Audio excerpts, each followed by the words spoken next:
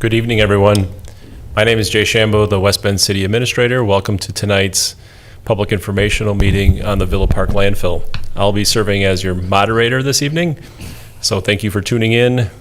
Please submit your questions if you have any at the conclusion or during the presentation. We do have somebody that's going to be compiling the questions, and I'll be asking them of the panel later this evening after the presentation. We have with us tonight representatives of the Wisconsin DNR who've been working with us on the landfill requirements, the State Division of Health, and we'll introduce those folks at the proper time. They'll have a part of the presentation after Leo Lindemanstens and Tori Schultz from AECom, our contracted consultants, provide a formal presentation to you. So again, welcome to tonight's public informational meeting, and without further ado, Mayor Jenkins will properly welcome you all to tonight's session. Mayor Jenkins. Thank you. As was announced, I'm Chris Jenkins, Mayor of the great city of West Bend. I'd like to thank residents and all the interested parties in attending tonight's public virtual information meeting. The City of West Bend takes our landfill concerns very seriously, so we hope that this presentation of updates provides adequate information to the residents of Villa Park and the surrounding area. I want to give a big thank you, of course, to our representatives from AECom for being here as well. So with that, I'll turn it back over. Thank you. Thanks, Mayor. So now Tori and Leo from AECom will present to you an update on the Villa Park landfill, and basically an update from all of the information since we last gathered in person in October of 19. Take it away. Thank you, Jay. My name's Leo Lindemanstens with AECom. I'm a hydrogeologist, and happy to be here tonight to update the city and the residents of the Villa Park neighborhood. With me tonight is Tori Schultz. He's the project manager for this. He's led the testing and data gathering through the last, about a year now. So we'll move on to what we hope to cover this evening. We are going to discuss real briefly some of the site history and review some of the information that we touched on last fall that brought us to the vapor intrusion investigation. And then we'll move on to what our findings have been through the first 6 to 8 months of testing. After that, we'll kind of look forward to what other activities we'll be pursuing later this summer to discuss kind of where we think we have come to. And then we'll have an opportunity to get some discussion from our partners in this, which is the Department of Natural Resources and the Department of Health Services. And of course, at the end, then we'll be happy to entertain questions that you may be submitting during this presentation or beforehand. Just a quick basics on the landfill itself, located in the northwest part of the city on the outskirts there. It's located on a 30-acre parcel, 23 of which is the landfill. It's substantial in that it contains over 800,000 cubic yards of waste. And importantly, during its life did receive some liquid solvents, which contributed to the VOC plume that we now see out there. The landfill does have a number of corrective measures already deployed out there. For the last 15, 20 years, we've had a landfill gas extraction system operating, a groundwater extraction system operating, and it's also covered with a compacted clay cover system. All these things are to mitigate the effects of the waste that are stored in that landfill. Looking back through the chronology of the site, it was operated originally way back as a borrow pit for sand and gravel. Later on, it became a landfill. The city eventually ended up owning it and operating it until its closure just before the 80s. During the 1980s, became a period where we did a number of investigations related to the discovery of contaminants emanating from the landfill. Once we got into the 90s, we moved into a period of installing the remedial measures, which I just listed. After that, we settled into long-term monitoring, where we just monitored the operation of the system, made sure that the corrective actions continued working. We did that for a number of years, from basically 2000 up until about, well, we continue to this day, but in September of 2018, at the urging of the DNR, to take a look at vapor intrusion as a possible pathway, we started looking at those numbers in the groundwater. What we found there was that looking at the screening information, that we had sufficient groundwater concentrations in proximity to the Villa Park neighborhood that vapor intrusion was a pathway that needed to be inspected. And we then set out to expand our groundwater investigation first to have an understanding of where those groundwater concentrations came in proximity of homes. And then following that, once we determined that we did have contaminated groundwater in proximity to homes, that we would do actual vapor testing in the homes. And that was set about late May last year. So then over the course of last summer, we got our first indications of the vapor data, and it did confirm that we had some vapor intrusion occurring in an area of the Villa Park neighborhood on the south end along Stanford Drive. Once we determined that, we knew that we would need to expand our investigation, and it was at that time that we took the opportunity in October to have our first informational meeting with the public to bring everyone up to speed and get everyone in tune with what we were about to undertake. We had then partnered by then with the DNR and the DHS to try to begin scoping what would then become the vapor intrusion investigation that we've been pursuing since. Just as a quick look back, the figure here in front of us now, this is what I showed everyone back in October of last year, showing what we started out with as far as data points. And it indicates the dots there are water samples, and where we see the blue dots, we didn't have detections of TCE, so no TCE there. But then the colored ones, the oranges and the yellows, that was the start of the understanding of where we would need to go to look for potential vapor intrusion in the neighborhood. Since that time, we've expanded our investigation with groundwater quite a bit. You can see numerous little black dots that show where we've set temporary wells to gather data on the distribution of this plume underneath the neighborhood. As we kind of expected based on our understanding of the site model, most of the concentrations of TC that we got concern ourselves with in the shallow groundwater showed up in the southeastern part of the neighborhood. And in the subsequent data we're about to review here in a few moments, you'll see how that manifested itself. Before I do that, though, I'm going to have Tori Schultz take a few minutes to review for us what exactly vapor intrusion is and how we go about testing for it.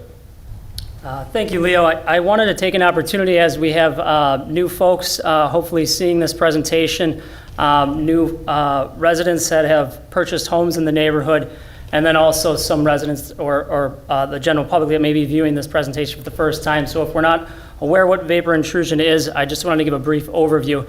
If you can see on the slide here in front of us today, we have a picture here that shows homes, and then we also show a groundwater plume beneath the home. So this is to represent contaminant plume that might be migrating through the neighborhood. So what we're showing here is the potential for off-gassing of volatile organic compounds, or VOCs, as we've mentioned.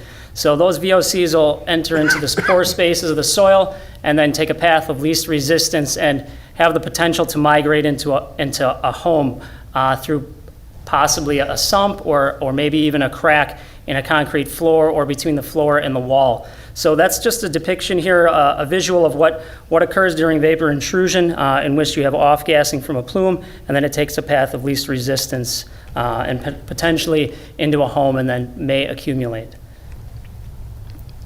So as we began this investigation, we looked at the groundwater contaminant plume, and we looked at the areas along the south portion of Stanford Lane and along Villa Park, in which we saw concentrations of VOCs, in which we believed that we're needing to investigate the vapor intrusion pathway. So when we looked at those concentrations, we first started off with the temporary groundwater monitoring wells and focused around those areas, and then did our initial investigation around those homes. So the early portion of the investigation focused around groundwater results and temporary groundwater monitoring wells, in which we looked at the shallow groundwater in the concentrations of mainly TCE and related chlorinated compounds, and looking at those concentrations and then investigating, as I said, the homes nearest to those temporary groundwater monitoring wells. The next couple of slides here go into a little bit more detail about the vapor intrusion investigation itself. When we investigate a vapor intrusion pathway, we look at the home, we look at its construction, and because we're investigating a pathway that's coming from potentially beneath the home, a groundwater contaminant plume that may be off-gassing, we first look at the subslabs, so the concrete floor in the home, and we drill a hole. You can see on the left side of this photo here, you can see it's what we refer to as a vapor pin. We drill a hole in the concrete floor, and then we install this brass pin. And this is how we collect a subslab sample. And then if you see the picture on the right-hand side, we have a Summa canister, and we use those canisters, they're vacuum canisters, to collect vapor samples. So we'll collect a vapor sample from the subslab, and then we'll also collect a paired sample of the indoor air to assess the potential for vapor intrusion on that property. So we have a picture here again of a Summa canister. We set this Summa canister out in a home, and we let it draw air in slowly over approximately a 24-hour period. And then we'll come back the following day, so we have 2-day visits, and we'll come back the following day, and then we'll install subslab vapor pin and then collect a vapor sample. So when we get the results back, we look at these paired results to evaluate the building as a whole to determine if we do have any potential for vapor intrusion to be occurring. So when we do get these results back, we don't just look at the subslab sample. We don't just look at the indoor air. As I mentioned before, they are paired results. So sometimes you might have an indoor air exceedance, and you might not have that same compound detected in the subslab. So you need to make sure that when we're looking at this data, we are investigating these paired samples. Sometimes we get an indoor air exceedance and we have nothing in the subslab. That same compound isn't detected, and it may be a compound that's introduced by the owners or occupants. That does occur occasionally, but we have to make sure that we pair these results, and then we look at the property as a whole as well as the activity in the home. So when we're looking at the subslab samples, we look at the vapor risk screening level. So we have different screening levels that we compare these tests to. And then when we have an indoor air sample, we collect the data, and we look at the data and we compare it to the vapor action level. So there's two different values that we compare these two data results based on where we collected the sample from. Specifically related to this investigation, we started off looking at a whole suite of volatile organic compounds, but that as we continued the investigation, we narrowed it down to a target analyte list, and more specifically, we're focusing in on TCE, in which we see in the shallow groundwater occasionally, but then also in the subslab and the indoor air samples. So you can see on this slide, we're mentioning the TCE concentrations in groundwater, and just to note, the Wisconsin enforcement standard for groundwater is 5 micrograms per liter. So we're not only collecting samples to look at the property as a whole from the subslab and the indoor air, we also do collect samples from the sump. So we're looking at potentially the shallow groundwater, and collecting water samples from the sump as well. So it's not just an air and vapor investigation too, we're also looking at the shallow and groundwater. That's why we had previously mentioned this is kind of an expanded groundwater investigation as well.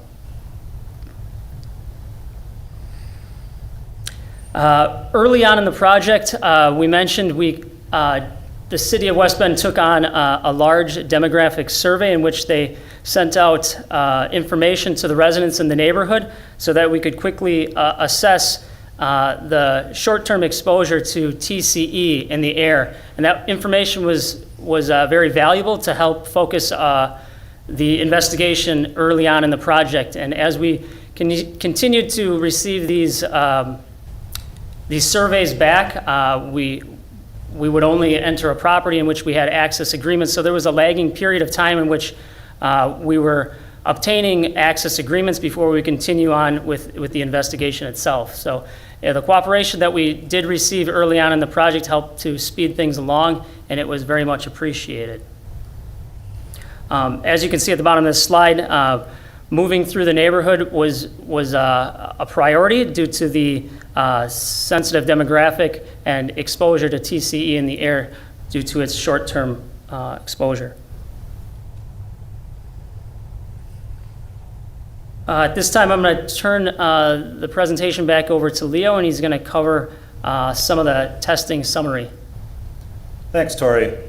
So as Tori was explaining that as we got moving into the vapor intrusion investigation last fall, we first had the city work with the DNR and get out into the neighborhood and get together the demographic data that was needed to prioritize how the investigation would unfold going forward, and also to urge cooperation in getting access agreements so that the investigation could be then scheduled into each of these homes.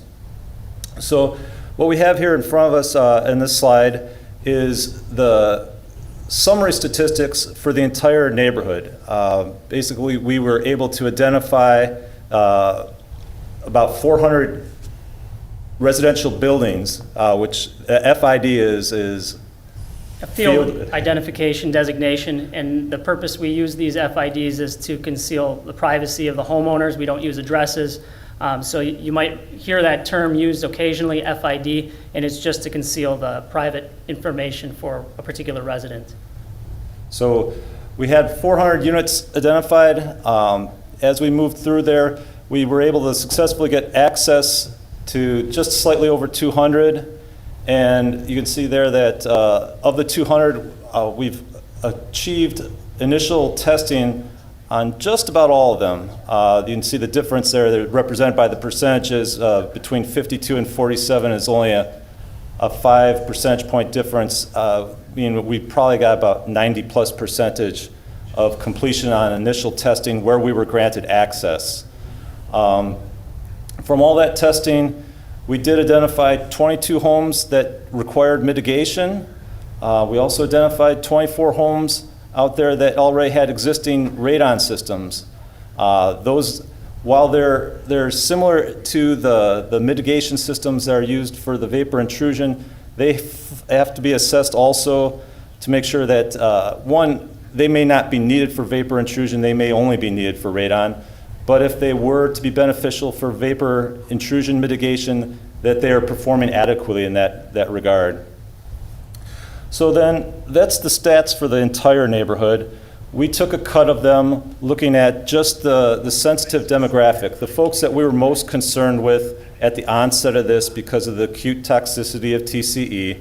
And these were the first priority as we moved through the neighborhood. Of the 400 homes, you can see that about 197, almost half, did have a sensitive receptor. And you can see the percentage then of access granted went way up. People cooperated freely to let us in and get the testing done. And there too, the completion rate is very high. We got into most of these homes. There's just a handful left that we haven't been able to get in and test. Of the 22 mitigation systems that we needed to install, 17 ended up in homes with sensitive receptors. So following gathering all this data, well, here, I skipped ahead here a second. Graphically, this shows up here, the same data that we were just reviewing is graphically presented here. You can see the top line, total homes there up around 400. And the blue is the sensitive demographic, the red being the rest of us. But The distribution there, you can see about half has the sensitive demographic, and then you can see the levels of completion there. We're definitely skewed towards the priority which was intended to get to the sensitive demographic early and completely as best we were able with everyone's cooperation. Then, moving on, once we had accumulated a fair amount of this data, and this was probably getting on to about late February, early March of this year, we were able to review that first set of data, these initial rounds of sampling, and discern where in the neighborhood that we would expect to need to focus our efforts. And what we came up with is that there was a particular area we've now designated as the southeast focus area, where we were seeing the occurrence of vapor intrusion more explicitly.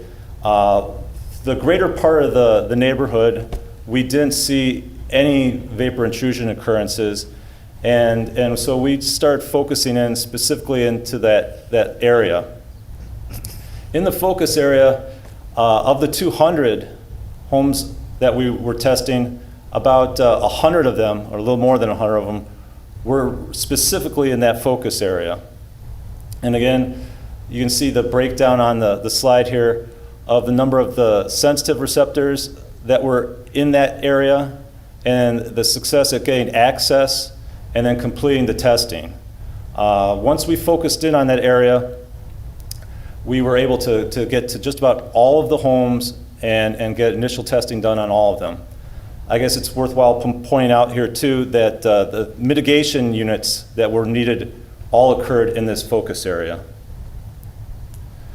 The rest of the area we've just designated as a low-risk area. This is the area outside the focus area.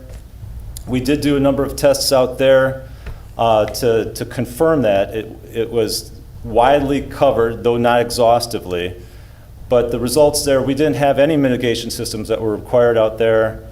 And the rate of testing is lower, but not without sufficient data for us to feel comfortable that it is low risk. Here graphically presents the same data, and there too you can see the distribution that the testing does cover a balance of within the focus area and outside, but then as you get to the lower part there, you can see the mitigation systems all fall within the focus area. So then this figure here presents really the cusp of the findings, where the areas where we found vapor intrusion occurring, and it's all down in the southeast quadrant of the subdivision. And it's all related basically in the site model as we anticipated, that it's related to areas where we found shallow groundwater with VOC or TCE concentrations up above the enforcement standard. That's what we anticipated last fall, and as we moved through the investigation, the data bore that out. So just as an aside here, we'll take a moment. When we did come across these homes, the city acted very swiftly, taking action, and here Tori Schultz is going to run through those response actions. So when we received data back in which we collected the subslab sample and the indoor air sample, oftentimes we'd see a subslab sample at a higher concentration than the indoor air sample, and that was reasonable to expect that vapor intrusion was occurring at that particular property. So as soon as we received the data, oftentimes, within the same day, we would take action. The city had purchased several air purifying units, and we contacted the resident and let them know of the results that were collected from their property, and we deployed indoor air purifiers at these properties. We also, at the same time, contacted a company to install a subslab depressurization system. Here on the bottom of the photo, you can see it looks just like a radon mitigation system. And those systems, those subslab depressurization systems often were installed within a few days to a week or so. And then when we After the system is installed, there's additional sampling required during what's called a commissioning phase, in which we have to collect performance verification monitoring events. During those events, we have to install additional test holes in the floor throughout the building to show that we have a pressure field extension that reaches the entire footprint of the building. So on the photos here, we show the subslab depressurization system that's installed. It's oftentimes installed in the basement, the lowest level of the building, so we can capture the vapors from beneath the building. Sometimes it's installed over the sump itself, and then it's sealed. On the photos we see in front of us here, we have a manometer tube, which shows displacement of the liquid inside the tube, the conveyance pipe that removes the vapors from the building and then expels them to the atmosphere. On the right side of the system, we can see a little bit of a zoomed out picture, which you can see there's a hole drilled in the floor. Inline vacuum fan is installed, and then that draws the vapors from beneath the building and expels them to the atmosphere.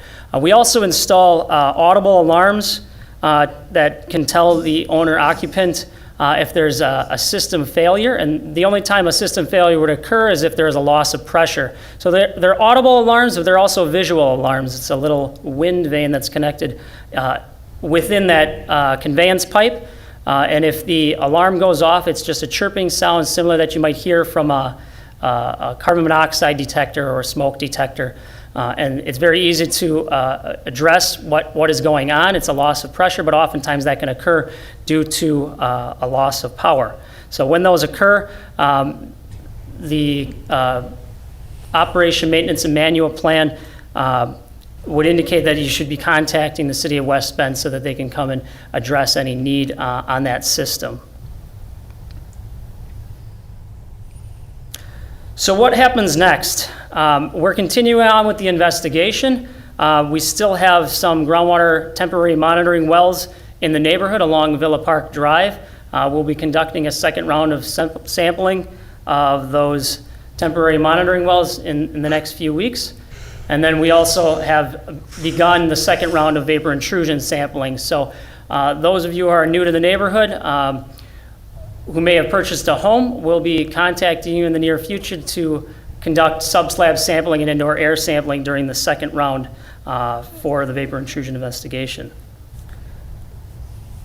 Well, the next couple of slides here, we're going to turn it back over to Leo Livingston to explain some of the sump water results that we've been getting back. Thanks, Tori. So along with the vapor testing that we've been doing and the groundwater testing, going hand in hand with the idea that the contaminated groundwater beneath the homes is what contributes to the vapor intrusion in these homes, part of the investigation was to check for sump pumps in the homes, their crocks, if they had water present, and then to sample them to see if there might possibly be indications that there's groundwater showing up in those sumps. Again, we were focusing on TCE as the chemical of concern, and then it follows there. I mentioned the key characteristics. Basically, we're looking at shallow groundwater and seeing if we have an enforcement standard. Not that the sump water is specifically regulated, but for a point of comparison, we use the groundwater standards in the state of Wisconsin. So this graph, again, shows basically the summary of what we found in these sumps. The blue representing what we found specifically in the focus area in the southeast quadrant, and then the rest of the balance of the sample testing is in red. So we have slightly over 50 sump samples that we were able to collect out there. Not surprisingly, being a lot of those homes up on the side of a hill, well above the water table, we found a number of dry sumps as well, well over 30, and even homes that had no sumps present at all. So it was quite the cross-section of different foundation types that we found while doing the testing. But nonetheless, over 50 water samples were collected. Of those, just past 35, 36, I think, is the official number of those water samples had no detections of VOCs at all. And many of those did occur in the focus area or in the outlying low-risk area. We did have a number, I think it was around 6 or 7, that did exceed the PAL for one of the target compounds, or then we even had several that exceeded the enforcement standard for those target compounds. Once we had those detections, we did a little further investigation. We wanted to make sure that we checked to see if the discharges, where the water left the home and was pumped out of the home, if we still had the exceedances at that point, and of those, we only found 2. So the occurrence is rather low overall, if we even have a wet sump out there, and where we did, it did correspond quite well with the findings that we had in the original vapor testing, the subslab and indoor air subslab, sampling, and we could see the correlation.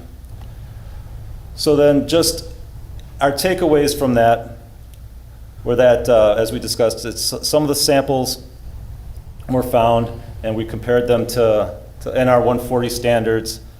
But we also wanted to point out that there's other sources of water out there that are probably those ones that we've had non-detects. A lot of times it can just be simple storm water, runoff that accumulates, it flows back towards a house, it ends up in the sump. Or if you're doing a lot of watering, it can also end up being just municipal water that ponds around and ends up back into your sump cracks.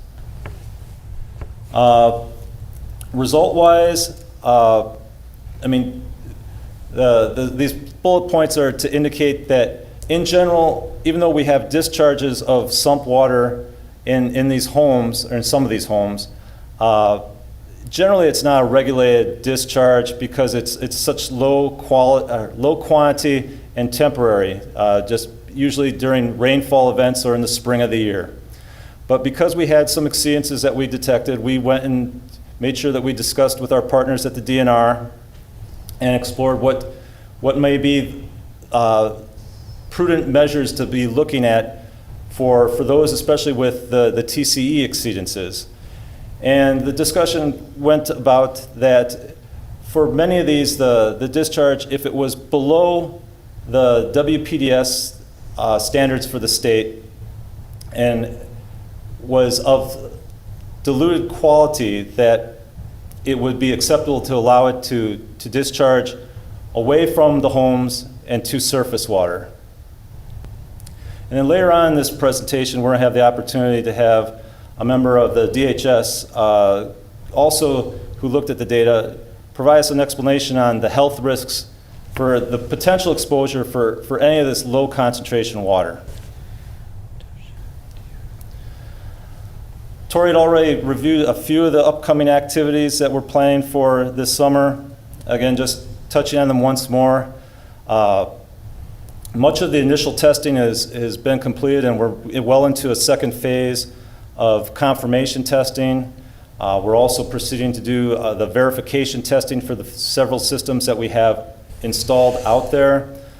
We expect that we'll probably be doing this testing over the course of most of the summer. We'll also then be going back to concluding or fulfilling our groundwater investigation, where we'll look to install permanent monitoring wells where we've had some temporary wells, and then to do some additional soil borings to just confirm our site conceptual model, make sure that we have in-field data that confirms our understanding of how groundwater moves and through what formations. And then this array of monitoring wells, once they're installed, will provide us the means to monitor long-term for any changes in the system out there. And that'll be our means for understanding going forward if there's any need to revisit this. And then we'll look at the conclusion of the groundwater and vapor testing to prepare a site investigation report to provide the documentation and summary of all these activities.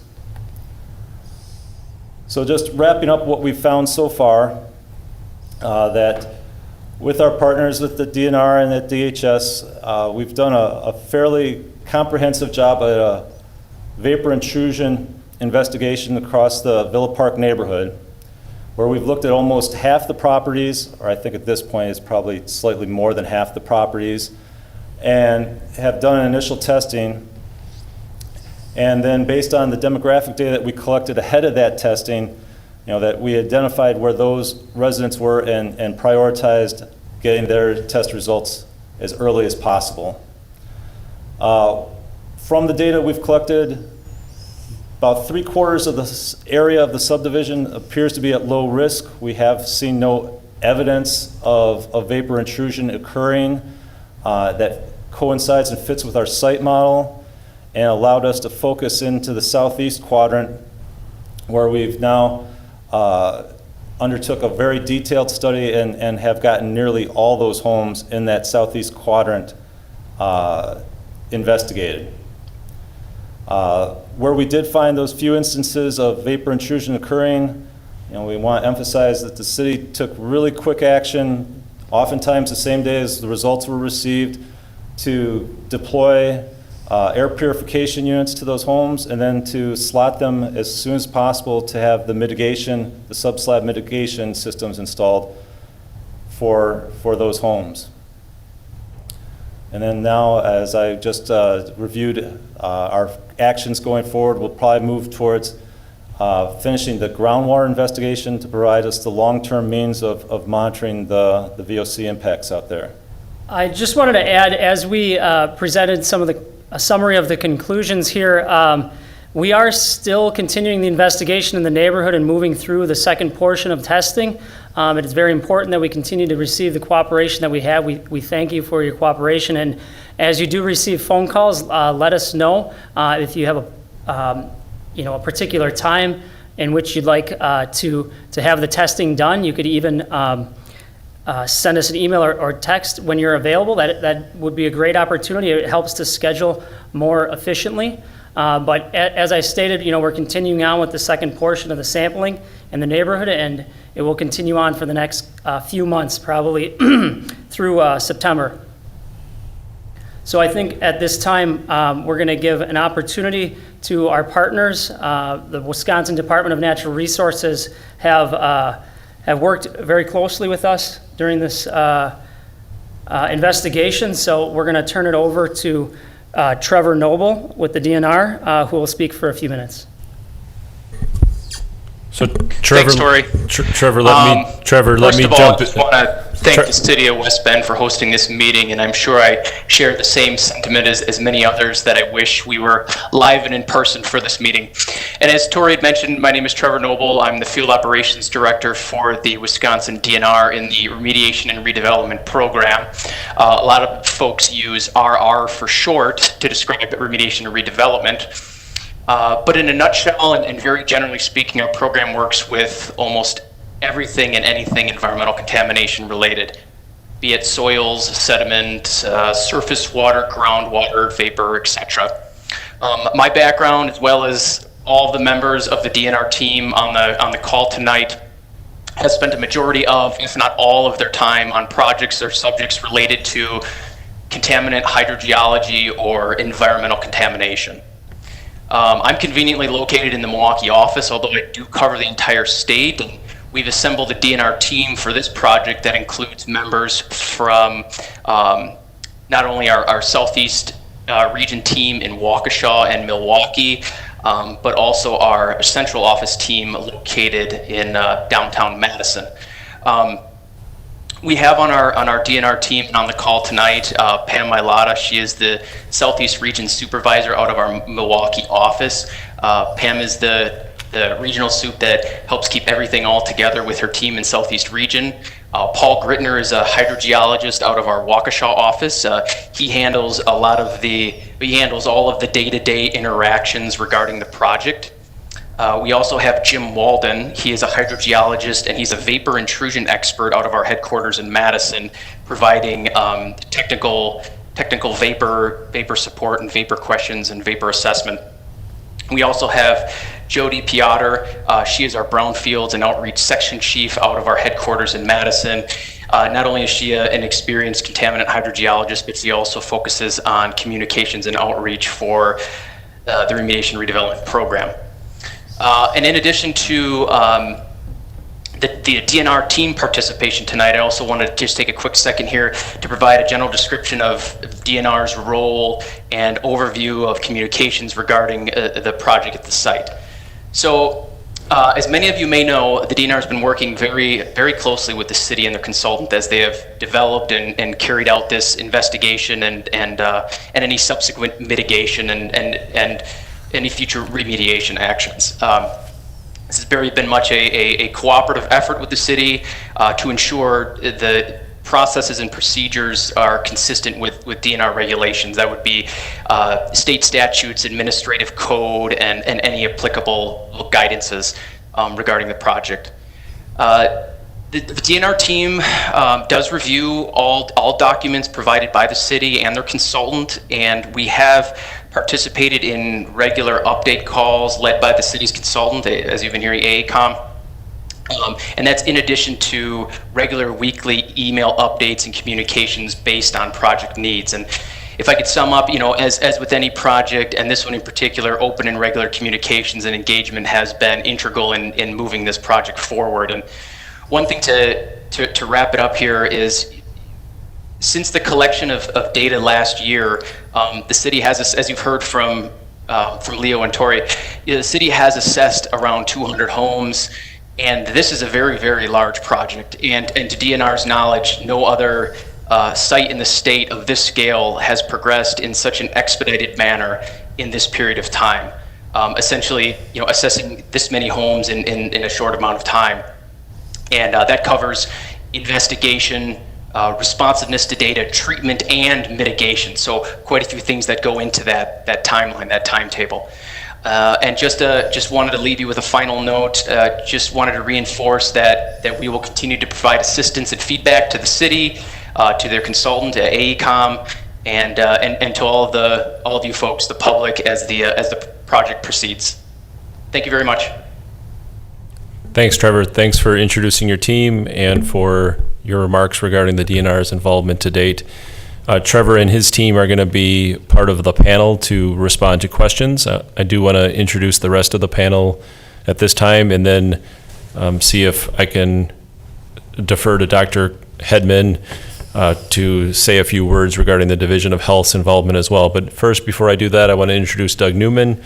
Doug's here with us this evening at City Hall. Doug's the Public Works Director and has been an important part of this entire process. Doug is, and his team, his department is responsible for the coordination of all of the landfill activities, working closely with Tori and Leo at AECOM and the DNR as well. I know that Doug, when this first came out, took it upon himself to do the demographic study, the important directive of the DNR to find out the sensitive receptors where they were located within that landfill, and literally walk door to door within the Villa Park landfill. So I thank him for that. Thank him for taking the extra time to do that on nights and weekends to take quick action to get that information in the hands of our consultant and the DNR to move forward as systematically as possible.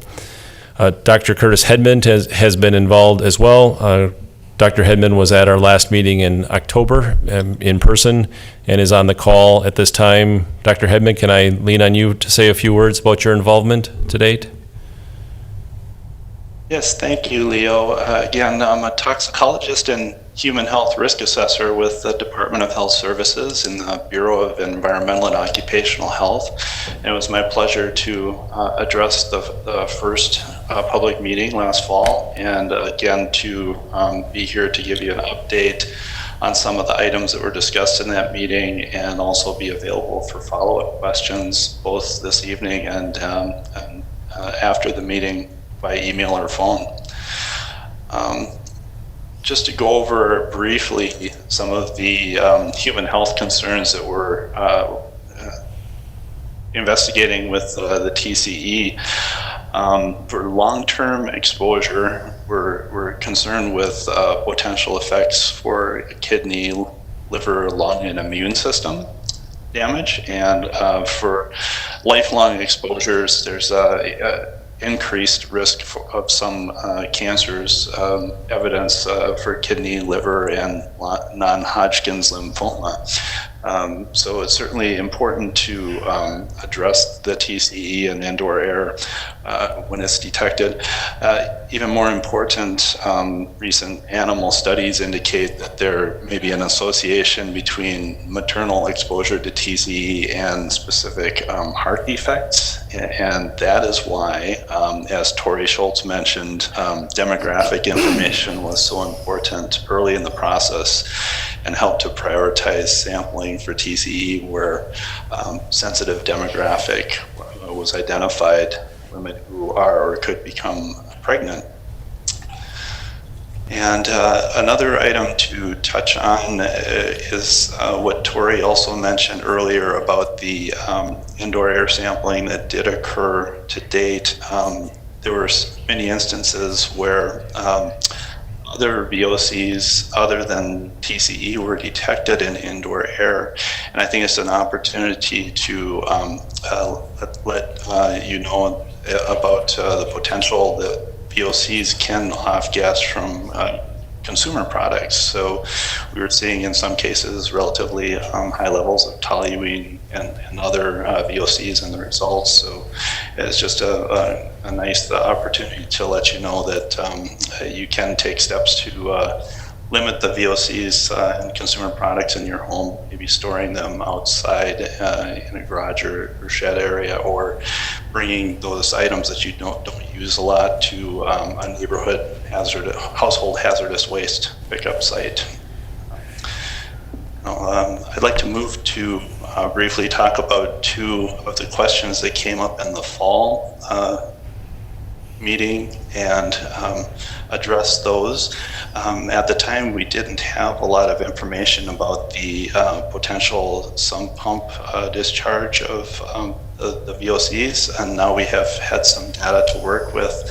One of the questions was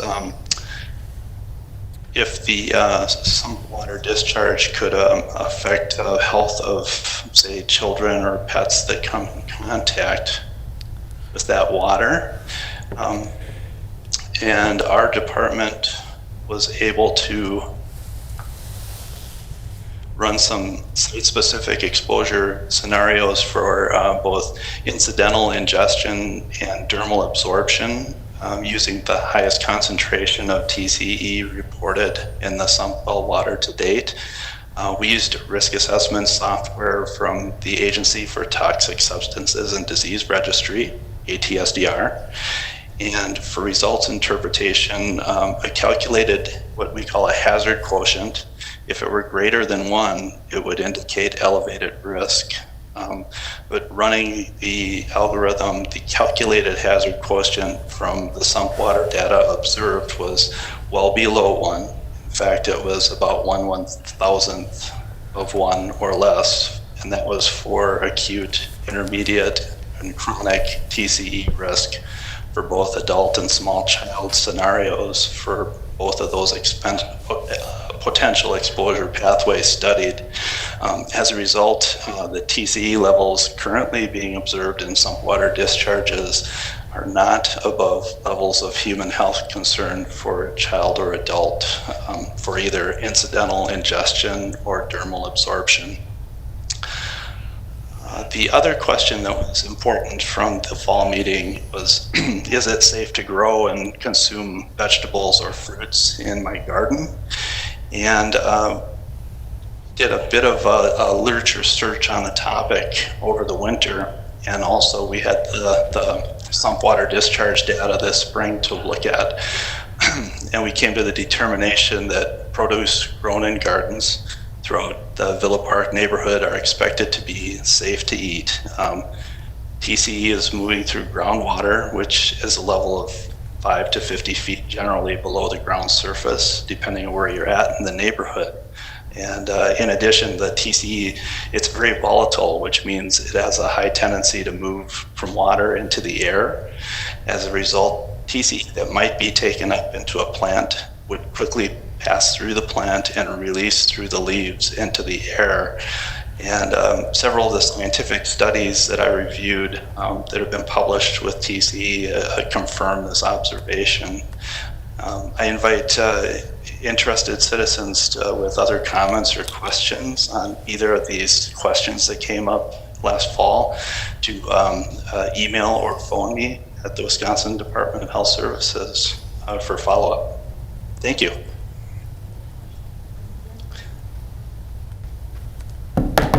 Thanks, Curtis. This is Jay Shambo again. I'll be asking the questions that have come in, so we do have the number that you can call or text in your question. Please continue to do so if a question and answer spurs an additional question. One of the questions came in, and I should have shared this at the beginning, is that the PowerPoint will be shared on our website at the conclusion of tonight's meeting. We will make that available to the public by posting it on the city's website. We do have a tab under the Public Works Department's program area and a specific Villa Park landfill, so you'll find the PowerPoint listed there. A question that came in a couple of different manners. We also, on that website, I should have shared, we had activated a submit your question by way of email in advance, and the notices that went out to the citizens in this area recognize that you could submit questions in that manner as well, in addition to tonight live, sending them in. And we did have a couple of questions that came in. The first one came in by way of email, and a very similar question by way of text tonight. I'll ask it at this time. The question is, our home got tested twice. We are waiting for the second results. Should our homes be tested every few years if both results are negative? And a very similar level question came in, and I'm going to ask it at the same time. My home has been tested below the limits, and I received a letter stating there won't be any more testing moving forward. We are located on the southeastern side of Villa Park. We are concerned that there won't be any testing in the future. These plumes can move. So the question to our panel is in regards to the first round, second round of testing being completed, and then not any more testing moving forward.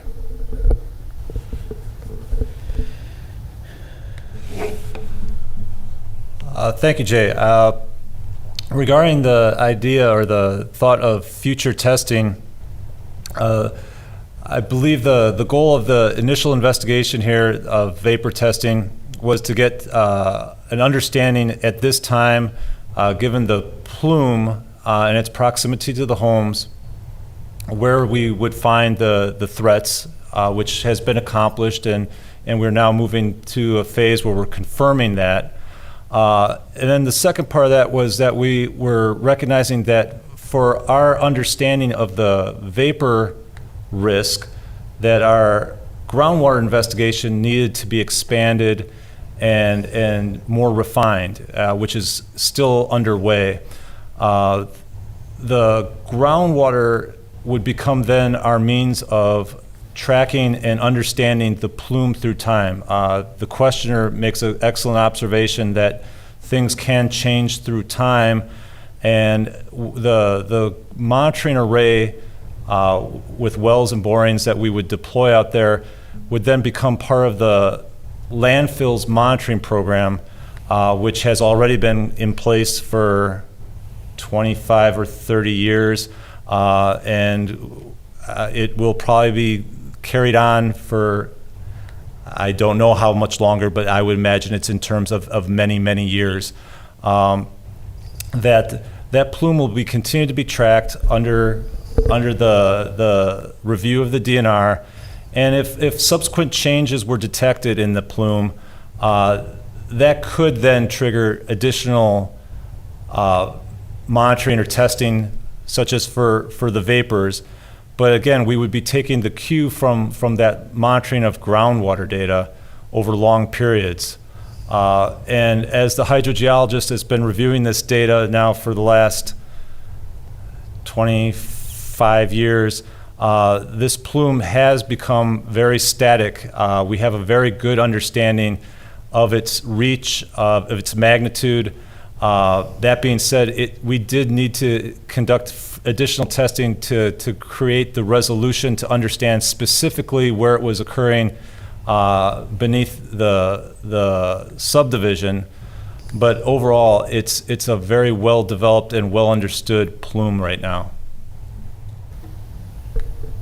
Thanks, Leo.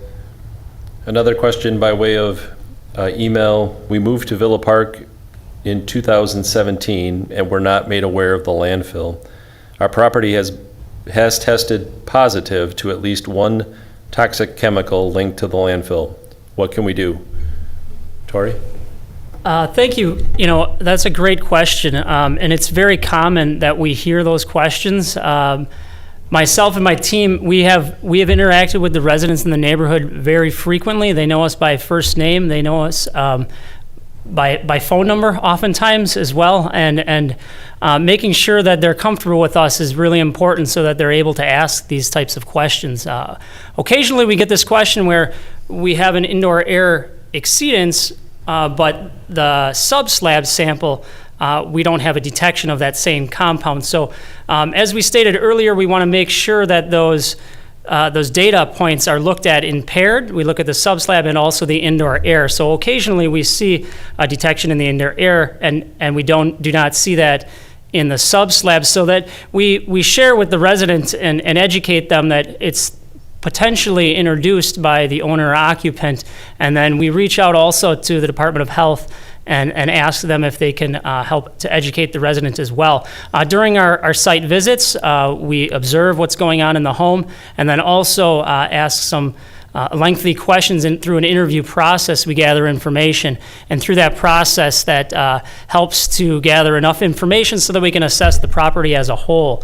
So oftentimes we see the data, and it may result in a residential notification letter in which we let the resident know that there is detection above an enforcement standard, the vapor action level for the indoor air or the subslab, but when we look at those results as a whole, they may not indicate that we have vapor intrusion occurring at that particular property. So there's a lot of variables that go into play when we look at the data and the laboratory reports, so it's not a one-off taking a look at one data point. That's why we also have 2 sampling events in which we conduct. Hopefully that answered the question. Thanks, Tori.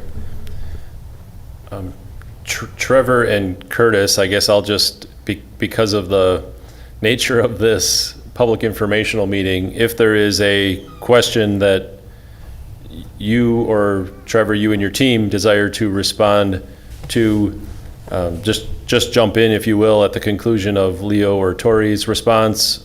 I'll try to pause in between questions to see if there's additional commentary that you desire to make. Absolutely. Thanks, Jay.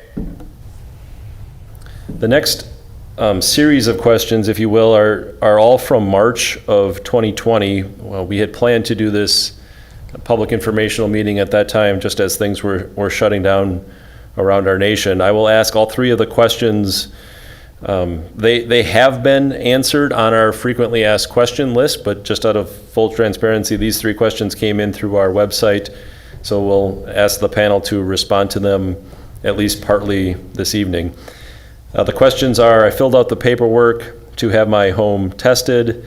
Neighbors around us have been tested, but I've heard nothing. What should I do? Why can't I get my house tested? Surely the city owes me and my family peace of mind, knowing we are living in a safe environment.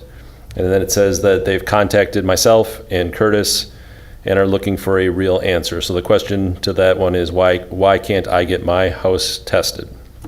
And then the third one is, states, how will we get testing for home sales? This will be required by buyers in our neighborhood to sell the homes. I live in Villa Park. I'm a local realtor. Results or testing will be required to sell. So they're all along the lines of getting their house tested. I think the first one I asked, filling out the paperwork, and I've heard nothing. What should I do? And I can address that. You should contact Doug Newman. If you haven't heard anything since March, I think I'd be surprised at that, but please reach out if you're in need of additional information. We have a website dedicated to this. You can contact myself. You can contact anybody on the panel. Certainly contact Doug, as your main point of contact. And then the last two questions about why can't I get my house tested? I guess presumably they're outside of the testing area or of the area of concern at this time. I don't know if Leo or Tori want to add anything to that. Yeah, thank you, Jay. I can respond a little bit briefly to that question, and it has come up a few times in which residents are reaching out and asking why they are being excluded from the testing, and maybe their neighbor had been tested, they live next door, why are they not being tested? The investigation started off looking specifically at temporary groundwater monitoring results in the neighborhood. We focused the investigation around those properties, and then as we gathered data and did understand that vapor intrusion was occurring on a few properties, we looked at the neighborhood as a whole and did the sensitive demographic survey that was sent out. As we received those access agreements back immediately, when receiving the sensitive demographic information, we focused on those properties, and the priority was given to those property owners who did cooperate and sign an access agreement so that we could do the vapor intrusion testing at their homes. We also reached out to many residents in the southeast focus area of the project. We opened it up to sample every single home in that portion of the neighborhood.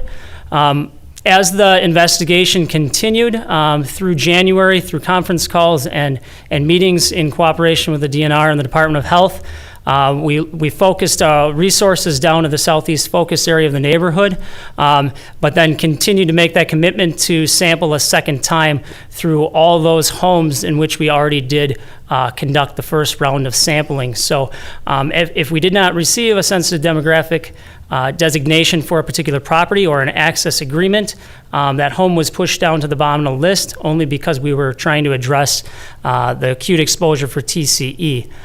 So at this time, there is no definitive answer of whether we're going to sample your property or not, but based on the information that we do have currently, the City of West Bend has been committed to sampling each property that they have sampled initially a second time. Thanks, Tori. And Jay, if I could maybe supplement that just with a very general comment. With any site investigation where there is an impacted area, or if somebody's maybe potentially outside of an impacted area, that's something that a resident or an individual could contact the DNR regarding testing, or Department of Health regarding testing if they are a little bit further out. That's with anyone that has private property, asking our team or DHS questions on distance or sampling technique or anything like that, but just throwing that out there as a resource for anyone that maybe has concerns on sampling. Just a general comment. Thanks, Trevor. I should recognize the DNR team and Curtis, Dr. Hedman have been a part of assisting landowners throughout this entire process. So they have fielded calls, been willing to be a part of that process and respond to our residents as well. If you're more comfortable reaching out directly to the DNR or to Dr. Hedman, feel free to do that. They've also been a great assistance to us in attempting to get the documentation that Tori needs in order to do the testing in your homes. So again, if you have questions about that paperwork and you're looking for an answer outside of the city, you're certainly welcome to contact Trevor and his team or Dr. Hedman as well. The next question by way of text this evening asks, have any homes or sites been tested more than once, and have there been different results the second time? I'll take that question. Yes, we have occasionally received results that are different from the first sampling event. In fact, every single sample that we've sampled, every single test we've taken produced different results. We do look at the results from the first event. We also look at it from the second event. Occasionally, we have collected samples from properties on a third event, and that has to do with the location of the property within the neighborhood. It also has to do with the results that we received. If we receive results that are close to an action limit, we have discussions with the DNR and the Department of Health, and then we get an action plan and we move forward with that. So there is no occasion in which we received one result and we just discard it and not take any consideration based on the observations that we've made in the field, maybe with our field instruments or the team that has conducted the interviews. All the information that we gather is used as a whole to assess that property. And as you can imagine, construction is very different from one property to the next.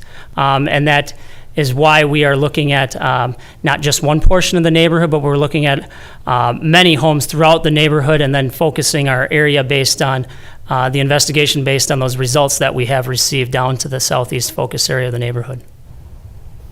Thanks, Troy.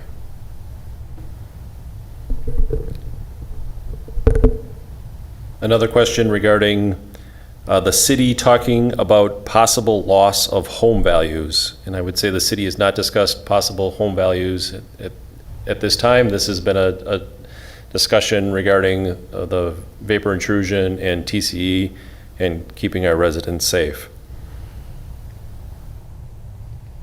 Next question is regarding math, and I'll give Tori and Leo a chance to do quick math if they need to, or I can flip back through the PowerPoint and find the potential result. But I think the question is attempting to confirm, and it says about 12%. The question is about 12% of those that were tested required a mitigation system. Is it true that about 12%?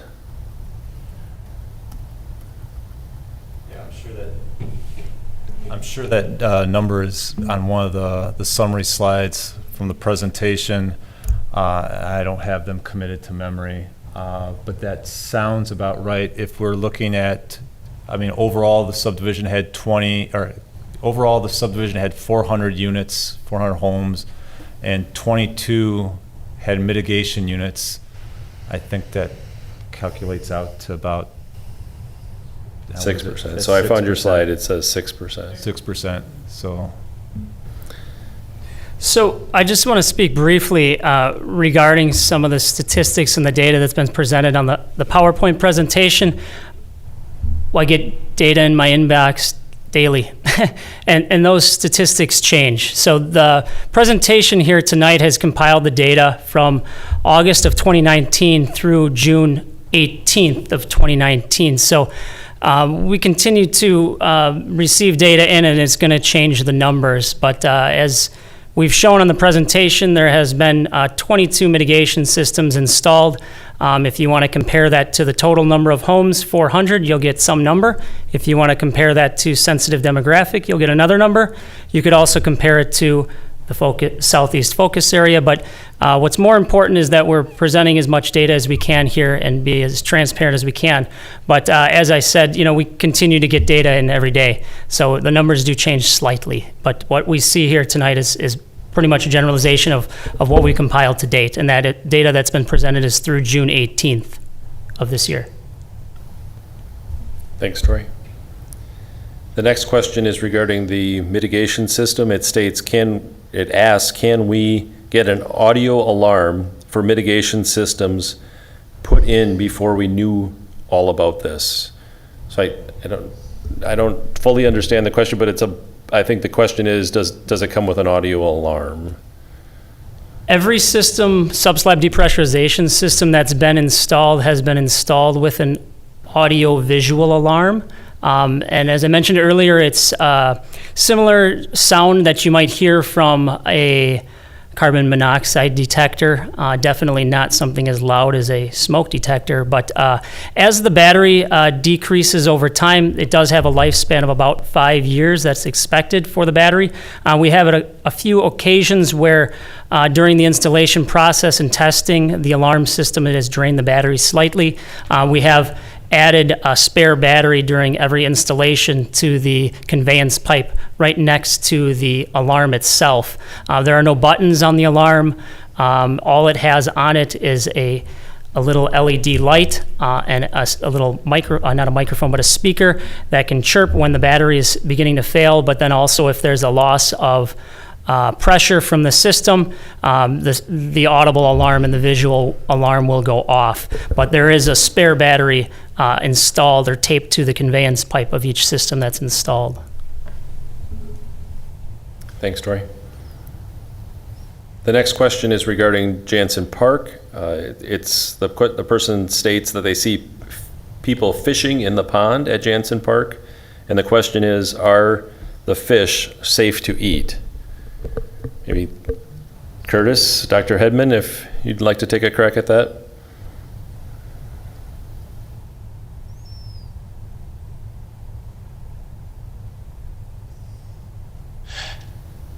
Yes, and I would be looking at the whether there is some data out there on the pond water itself. My instinct is that with a small amount of sump pump discharges that have been identified, that the water in the pond is going to be much lower in concentration than even the outflow water from the sump discharge. So not having actual pond data, my guess is that pond water is very low, if non-detect for TCE. And as such, the fish would not be impacted by that chemical. Thank you, Dr. Hedman.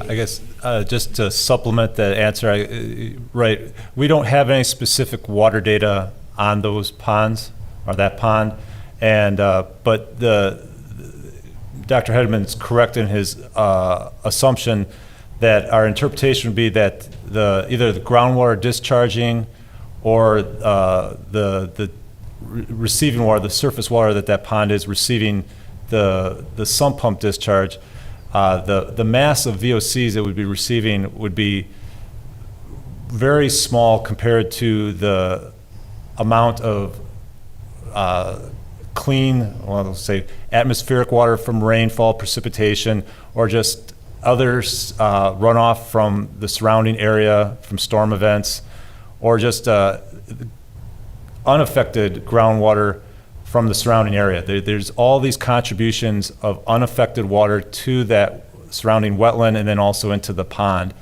And then that's on the inflow side. On the outflow side, as it was observed, I think earlier in the presentation, that TCE is a volatile compound, and as such, it wants to partition readily. It wants to basically go to the atmosphere as a volatile and would not be expected to stay in a surface water body if given the opportunity. So I guess between those two processes, we would not expect there to be any substantial or any actually detectable concentration of TCE out in that pond water. Thanks, Leo. Hey, Jay, this is Trevor real quick. Leo, just wanted to confirm, I lost audio for a quick second. Did you mention volatilization, partitioning? Yeah, I touched on that. Okay, that was the only thing I was going to add. Thank you. Thanks, Trevor.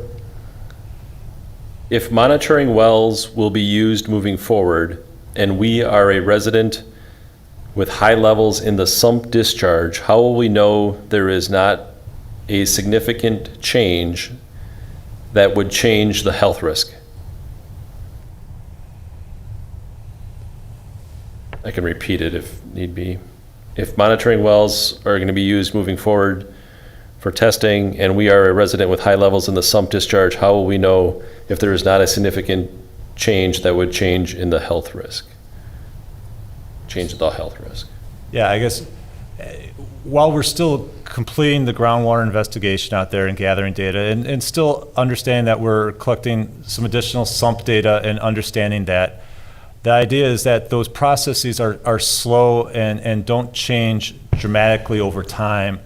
And so what we're seeing, and it's confirmed through the data, why we take second and sometimes third rounds of data, is that we get an indication of what it is, and then we settle on an array that's appropriate to monitor longer term that would provide sufficient indications, an opportunity to see changes that are being considered there. And it's once we see a significant change that we make a decision in this list, and that would be in consultation with the DNR. Does it rise to the standard of needing to take additional action? And the DNR is very careful about making sure that they set appropriate triggers for those types of actions. I mean, that's where the two-tiered state groundwater standards come from, the preventive action limit and then the enforcement standard. And the entire monitoring array for the landfills compared to those standards every time we sample. The landfill itself, there's a set of wells that are monitored quarterly. And then there's another set, actually the remaining set, annually. And we're always looking for changes. Because they're slow moving, the annual sampling events are used indicatively of the plume over the entire area.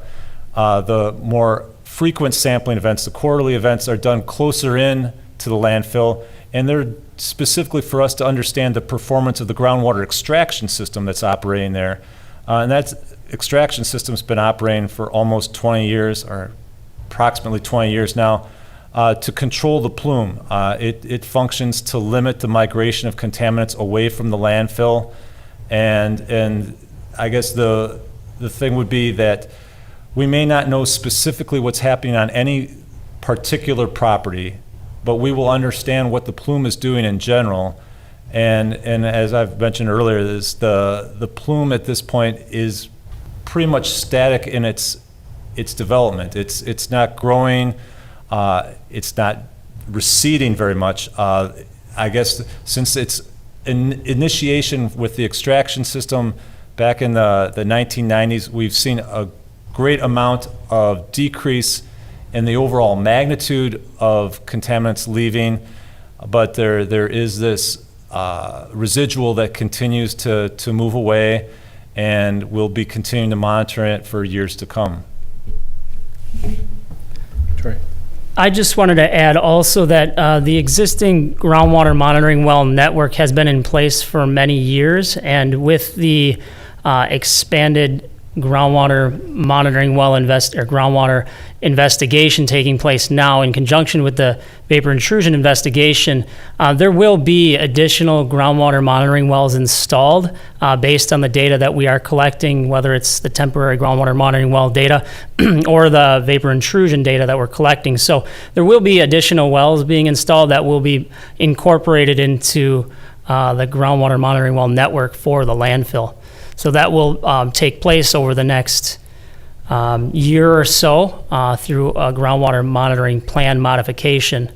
And that will be a work plan prepared for the DNR for their review, and also they'll be part of the team, that we've been on from the beginning here through this investigation to help make sure that those wells are placed in the best location based on the current data that we have. Thanks, Troy.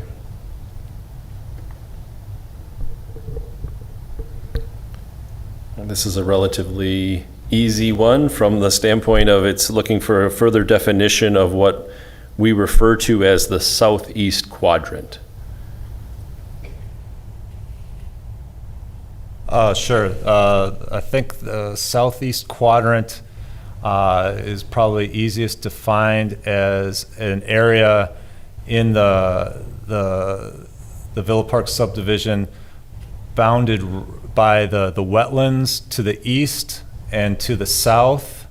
And then we chose two roads within the subdivision to be the north and west boundaries. I believe the west boundary is Squire Lane, and then the north boundary, is it Mediterranean? That's correct. And we also included the homes on the west side of Squire Lane within that boundary as well. Okay, thank you. Can you clarify the answer for those who want to sell their homes and need to acquire a test? What steps should they take to acquire a test and results report for their realtor? I can address that question. The homeowners, in a sense, have been given the opportunity to partake in this investigation. If they've signed an access agreement and they fell within the sensitive demographic and responded relatively quickly, they would have already gotten their home tested. I can't tell you that I know real estate law, but Well, I guess I was going to make a suggestion here. Since the investigation's ongoing and we've been collecting significant amounts of data, we have a higher occurrence of sampling in the southeast area that we've discussed, the focus area. But we've also collected data across the lower risk area, the rest of the subdivision. And the data has been interpreted and also provided to the DNR and to the DHS. And as we've moved forward, we've kind of assessed that we believe that the need for further testing in some of these areas, specifically the low-risk area, may not be necessary for demonstrating that vapor intrusion is not a risk. So I guess if there's a particular question that for a specific location, it might be something that's best addressed individually outside this forum, or if the particular resident would like to discuss it in terms of with the DNR as the name eludes me, and maybe Paul Grittner or Pam Malata can help us there. There's mechanisms that the DNR will help residents in determining potential liability as part of due diligence for property transactions.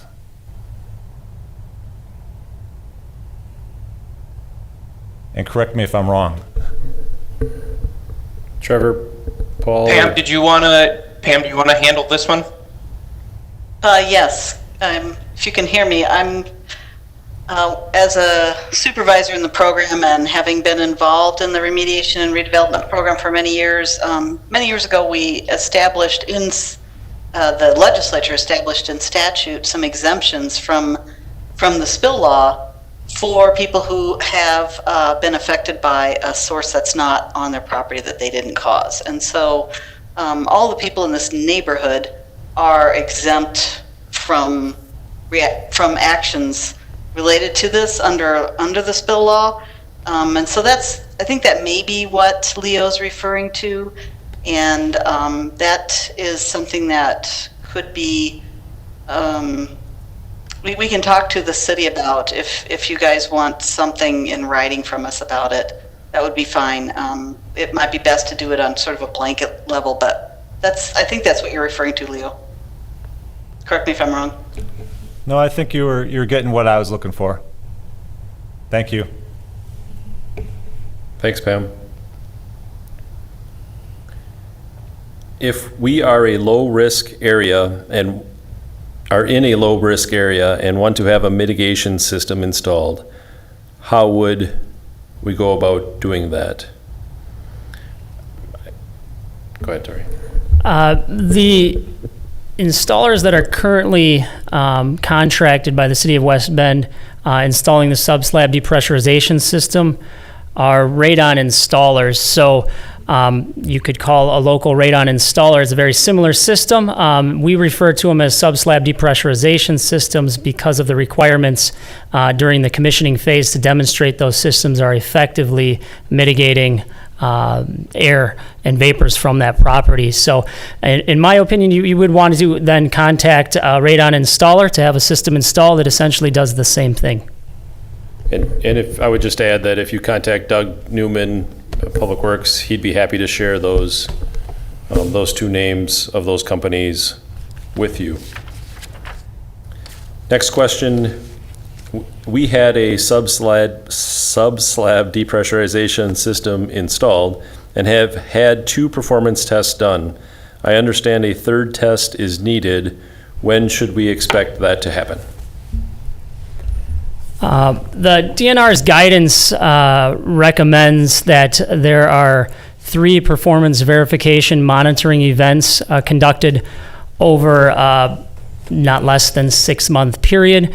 Based on the information and progressing as quickly as we can through this neighborhood and not holding information up, we have conducted a few occurrences of performance verification monitoring events in which we did the 3rd performance verification event with less than 6-month period. But in general, we try to straddle a season, the warming season and the cooling season. When we refer to those terms and we say the warming season, we refer to when it's cold outside and we're warming our home.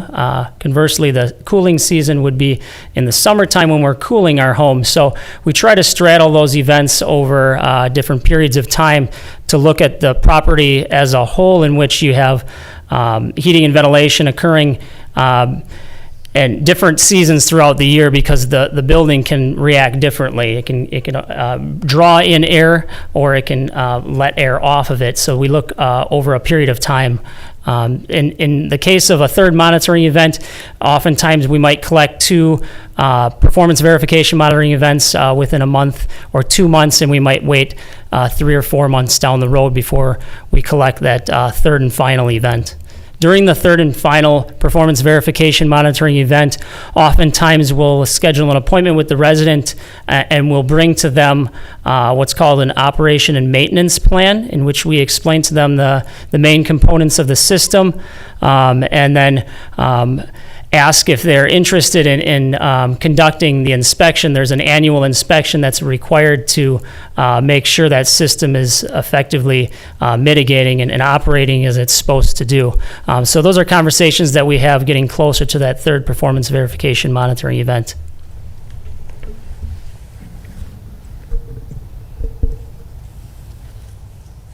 Thanks, Tori. Our home was not tested. Let's say we try to sell our home in the future and it does not pass a vapor test. Will the city be paying to have a sub-slab depressurization system put in our home? Doesn't really give geography on where the home is located as far as whether it was tested or not. We maybe can assume that it was outside of the southeast quadrant by the questioner saying it was not tested. There are lots of variables. I don't know if I can ask Tori or Leo to get into the variable of what a vapor test could result in a negative. So I guess the questioner is asking if at some later date they have a test that they themselves have conducted and has failed. I would assume that. Yeah, I would guess then that they would be bringing that data to the city, and then it would be assessed to see is it good data. I mean, all the appropriate actions would be taken. When I say that, the data would be assessed. We would revisit our current testing to see how it fit in, and if it fit within our understanding of the site model, because we would be continuing to do the groundwater monitoring, and we'd want to understand this, not that it couldn't happen, but why it happened, or how it was possibly an exception to what we thought was a well-understood system out there. I guess if it was determined that it was related to the landfill, I would believe that the city would then look to see how they could help out with the need for a system there. But it would be kind of this hypothetical that, should that occur? I mean, everything that's we're working towards together through this investigation, with the consultation with the DNR and with the DHS, is that there shouldn't be any of these that slip through the cracks without there being a significant change. And we're going to continue monitoring groundwater for those changes. So I guess I don't see that hypothetical occurring.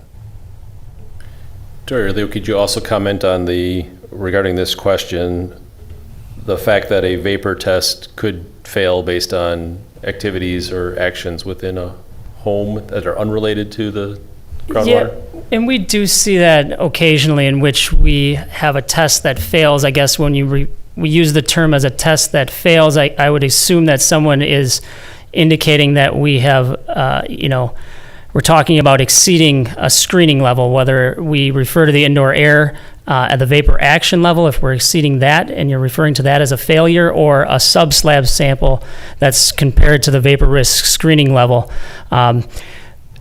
It's possible that you see a sub-slab sample that is above the screening level, so the vapor risk screening level, but you don't have an indoor air concentration.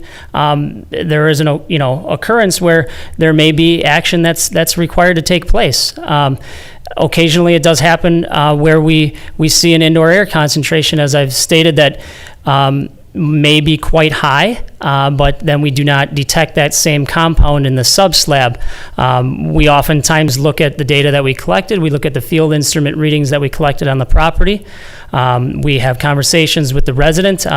Sometimes it can be their occupation. Occasionally, it could be the activity in their home. Maybe they're doing automotive work, and oftentimes the compounds that we're looking at occur in brake cleaner, or maybe somebody working on a car, or but these compounds are very common in many of the products, consumer products that we do use. So it does occasionally happen in which you get an indoor air concentration, and it is quite high, and that's when we contact the resident. We look at all the data that we've collected.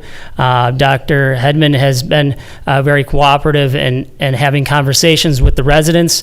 During our next sampling event, we'll go back to the property if there's a second event scheduled, and then hopefully that problem has resolved itself by removing any compounds or chemicals from that home, or changing maybe some of the owner's activities or the occupant's activities in the home.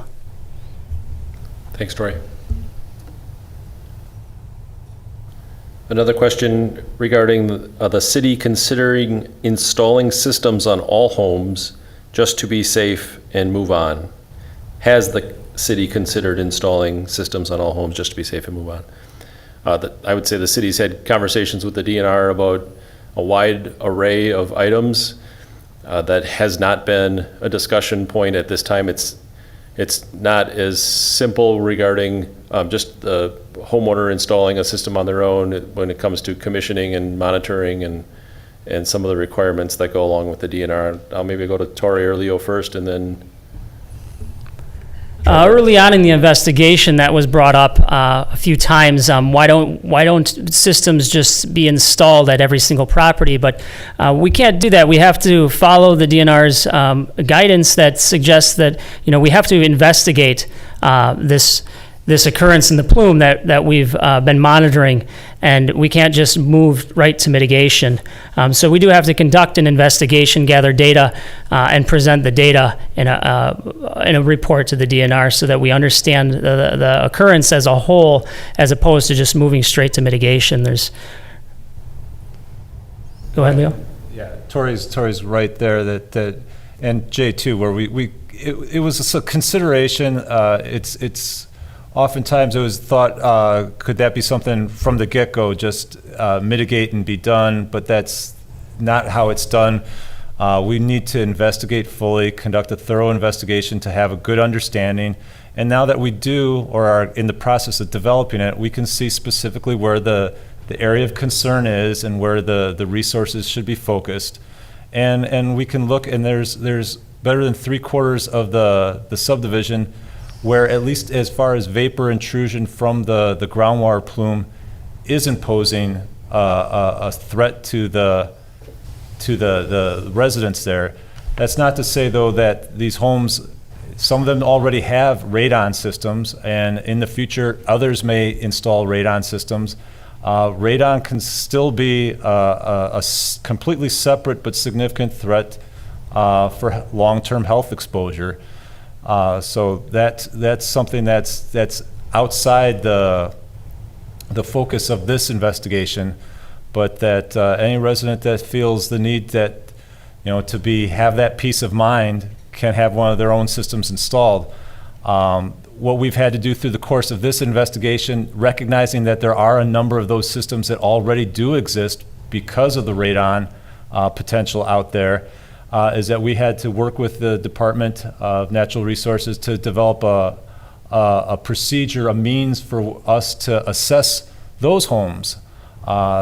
because with those mitigation systems already in place, they're already depressurizing below the slab and venting whatever vapor is encountered to the atmosphere. And so we need to make sure that if they fell within our area of interest, that we also assess those. And we feel that we've come up with a pretty good protocol for that, so that we also can be comfortable that when we draw our conclusions at the end of this investigation, that we've looked at as many variables as reasonably can be considered.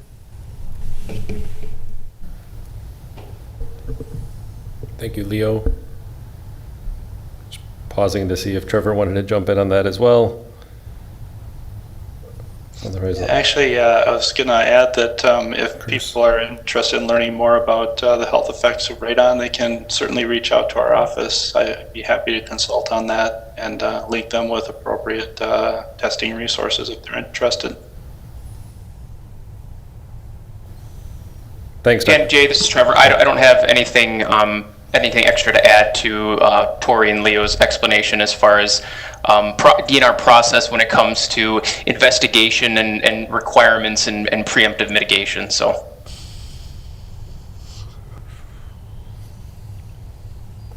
Thank you, Dr. Hedman and Trevor. So we are getting down in the list of questions that have come in so far. I'm not giving you a last call, but if there are additional questions that you have, feel free to email, call, or text them in to us. I live in the area of the southeast corner of concern and was not tested. If I sell my home, how can I prove to a buyer home valuation? It's a similar question to what we received in the past. Go ahead, Tori. I know that in the southeast corner of the neighborhood, there have been numerous attempts to connect with the residents. We have done home visits. We've called, left messages. We have given a list of unresponsive residents to the DNR and the Department of Health. They have also left messages, conducted home visits, requesting access to those properties in every single home in the southeast focused area. So if at this time your home hasn't been tested and you live in the southeast focus area, I would suggest that we don't have your contact information, so please provide it. And we do desire to connect with you and sample your home in the southeast focus area, so please do so. Thanks, Tori. Regarding health concerns for long-term exposure, how many years is considered long-term? Yeah, the ATSDR and EPA come up with intermediate exposure would be anywhere from 14 days to several years, and then long-term chronic exposure would be out many years. Often the chronic exposure is assessed on a lifetime for 70 years worth of exposure. Thank you, Dr. Hedman.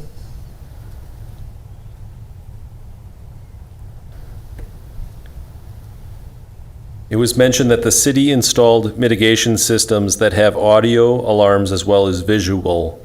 I have a radon system that doesn't have the audio alarm. Can the city add that to my system? I can tell you that in communication with radon installers, they prefer not to install an audio-visual alarm in any system because they feel it causes problems with the homeowners. It goes off at times that they don't feel it is necessary to go off, such as a loss of power during a storm, and then it drains the battery perhaps. But most radon installers do not install alarms. Oftentimes, if an alarm is installed, it's a battery-powered alarm. You can buy them on the internet for approximately $50 or so. I know to install it, you just drill a small hole, and then it has some sticky tape or so attached to it, but they're very easy to install, and then they also do make electronic alarms. Feel free to reach out to any radon installer and they can assist you if you need to. Thank you, Tori.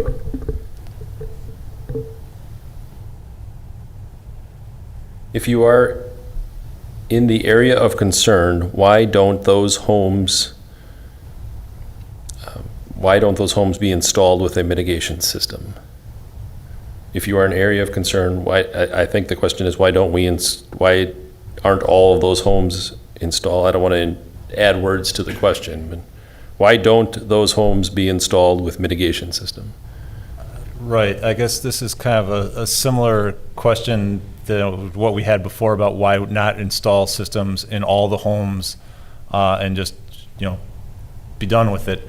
Again, it goes back to, well, we've undertaken this investigation first over the entire subdivision, taking that all in, addressing all the sensitive demographic folks.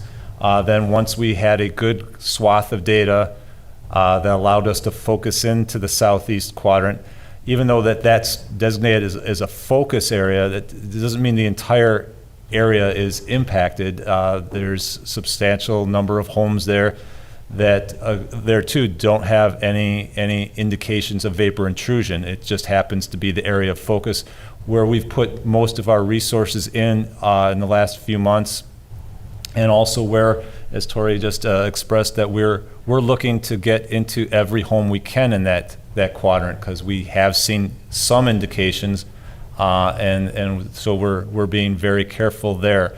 But we do then have specific data on just about all the homes where those mitigation systems were needed, and then also where they weren't. So that's about Thank it.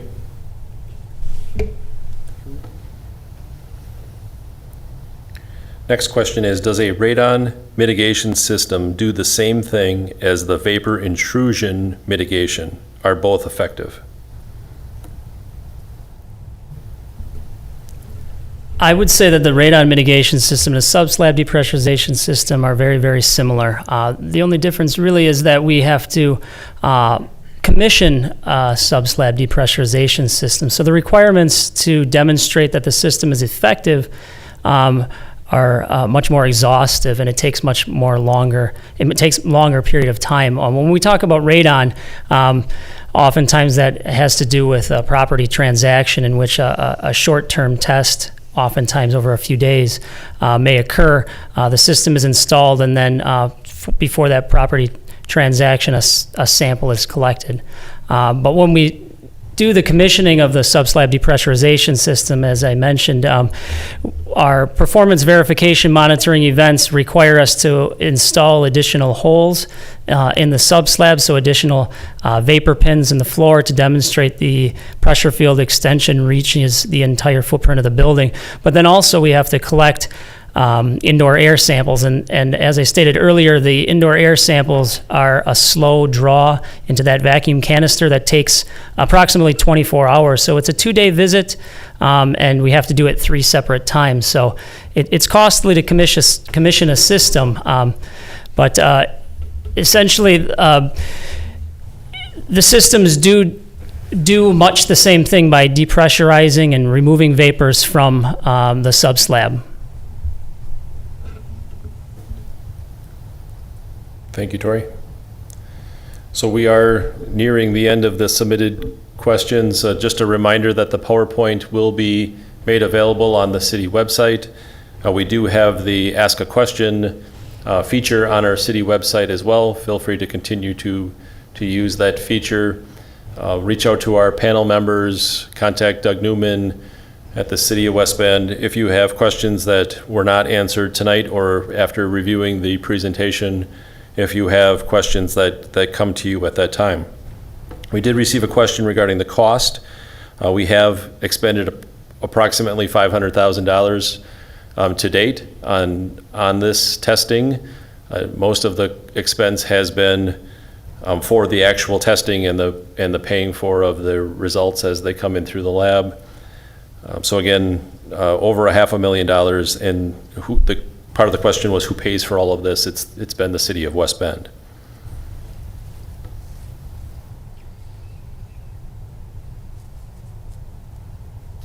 Again, I think that exhausts the questions that we've received. Maybe I'll hang on if there are any closing remarks from Dr. Hedman, Trevor, your team online at the DNR.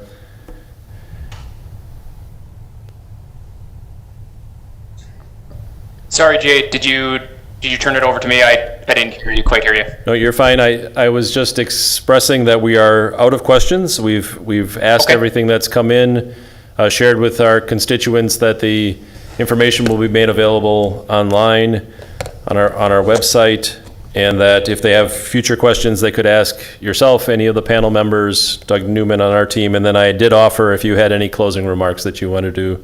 Sure. Yep. And just to reinforce that, continue to work and provide assistance and feedback to the city and the ACOM and anyone and everyone else that's involved in this project.